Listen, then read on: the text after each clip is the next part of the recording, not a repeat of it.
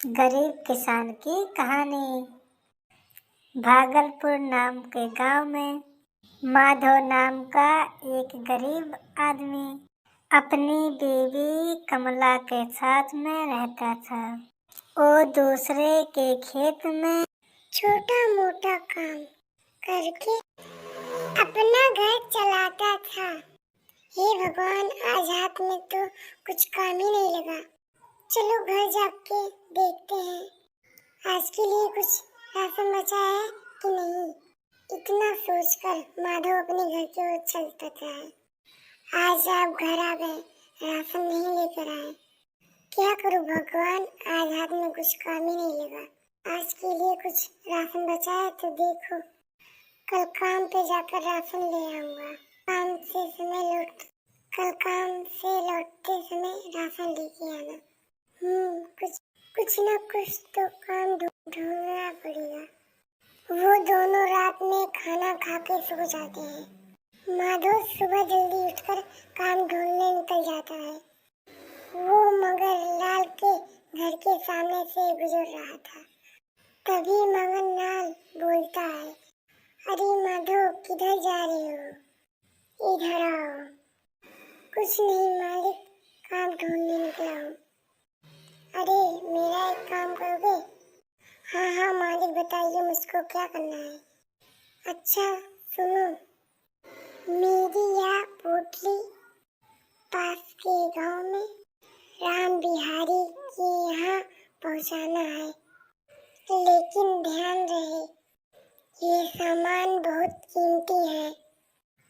माधव वो पोटली लेकर चल पड़ता है। पोटली में 5,000 स्वर्ण मुद्राएं, सोना चांदी के सिक्के थे। माधव को ये बात नहीं पता थी। माधव चलते चलते रास्ते में थक जाता है। अरे बाप रे, मैं तो बहुत थक गया हूँ। कुछ देर इस पेड़ के नीचे आराम करता हूँ, फिर आगे चलता हूँ। आराम करते करते उसको नींद लग जाती है। थोड़ी देर बाद जब उसकी आँख खुलती है, पोटली की तरफ देखता है तो उसकी पोटली गायब थी। हे भगवान, मेरी पोटली कहाँ गायब हो गई? कहीं चोरों ने तो नहीं लूट ली? अब मैं मालिक को क्या जवाब दूँ? माधव वापस मालिक के पास चला जाता है और मालिक को सारी बात बता देता है। क्या क्या बात कर रहे हो, तुम्हें पता भी है? उस पोटली में 5,000 सोने चांदी के सिक्के थे। अब तो पोटली लाके दे, या तो पूरी जिंदगी मेरे घर में मुफ्त में काम कर। मालिक जी, इतनी सारे मुद्राएं हम कहाँ से लेकर आए? अभी जल्दी जल्दी काम पे लग जा। फिर माधव हर रोज काम करता था। फिर मालिक उसको एक वक्त की रोटी देता था। माधव काम से घर चला जाता है। अपने बीवी कमला को सारी बात बता देता है। कमला दुखी होकर रोने लगती है। हे भगवान, इतना दुख हमारे नसीब में क्यों लिखा है? अगले दिन माधव खेत में काम करने के लिए चला जाता है। काम करते वक्त उसको एक सोने का सिक्का मिल जाता है। अरे अरे, ये तो सोने का सिक्का है। हे भगवान, तेरा लाख लाख शुक्र है। फिर माधव अपने काम पर लग जाता है। अचानक उसकी नजर एक धातु पे पड़ती है। अरे ये तो एक घड़ा है, लेकिन ये बिल्कुल ही खाली है। फिर माधव वो घड़ा लेकर अपने घर चला जाता है। अरे कमला, देखो मुझे क्या मिला। जी, ये घड़ा आपको कहाँ मिला? अरे भगवान, ये घड़ा मुझको खेत में काम करते वक्त मिला और मुझे एक सोने का सिक्का मिला। कमला सोने के सिक्का को देखकर हैरान हो जाती है।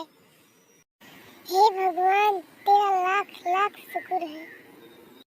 इसके सहारे हमारा कुछ दिनों का गुजारा हो जाएगा। फिर वो दोनों सिक्के को घड़े में रखकर सो जाते हैं। अगले दिन जब माधव उठकर घड़ा देखता है, अरे बाप रे, इतने सारे सोने के सिक्के कहाँ से आए?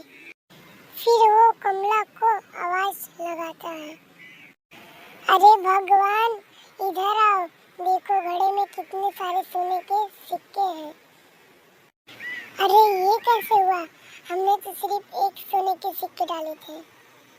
मुझे लगता है ये कोई जादुई घड़ा है। चलो उसमें कोई और डाल के देखते हैं। फिर वो दोनों घड़े में एक आलू डालते हैं। फिर इस घड़े में बहुत सारे आलू आ जाते हैं। अरे ये सच में जादुई घड़ा है। फिर वो